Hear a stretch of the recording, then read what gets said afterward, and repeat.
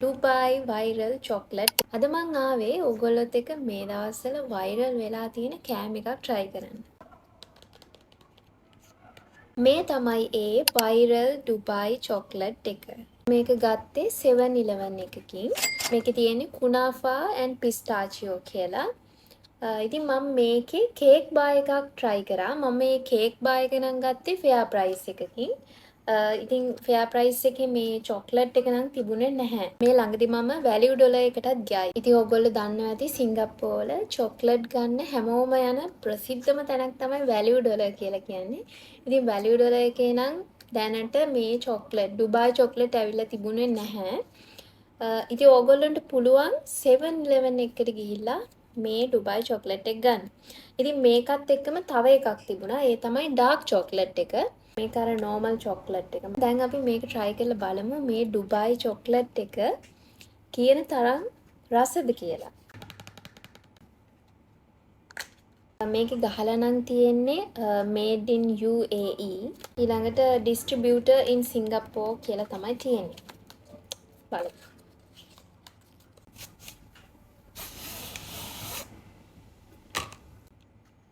ටිකක් මහත චොක්ලට් එකක්.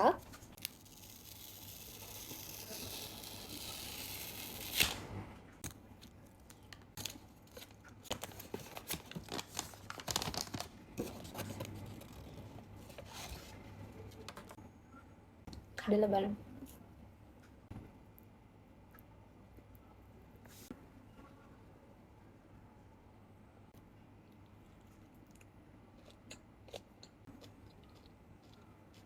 රසයි වෙනම රසක් තමයි තියෙන්නේ.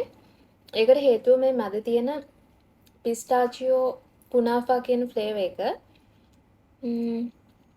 හොඳයි. හැබැයි ටිකක් පැණි රස වැඩි. මම ටිකක් අර ඩාර්ක් චොක්ලට් වැඩිපුර කන කෙනෙක්. පැණි රස අඩුවෙන් කන කෙනෙක්. මැද තියෙන ලේ එකේ හින්දා මේක හරි ක්‍රන්චි විදියට තමයි හැපෙන්නේ. රසයි. මේ චොක්ලට් එකත් රසයි. උඩ තියෙන චොක්ලට් එකත් රසයි. මේක ඉක්මනට දිය වෙනවා. මේක ෆ්‍රිජ් එකට දාන්න ඕනේ. සුවඳත් හොඳයි. චොක්ලට් එකත් රසයි. හොඳ මිල්කි ටේස්ට් එකකට තියෙනවා.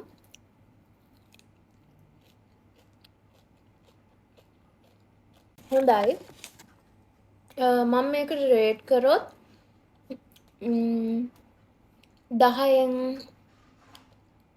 8.5ක් වගේ දෙනවා. රසයි. චොක්ලට් එකක් විදිහට රසයි. ඉතින් ඕගොල්ලොත් මේක try කරා නම් කියන්න කොහොමද රස කියලා. ඔව්. 10න් 8.5ක් වගේ දෙනවා. මොකද මම පොඩක් අර පැණි රස ගොඩාක් පැණි රසට කැමති නැති නිසා. ඉතින් ඒ වුණාට රසයි.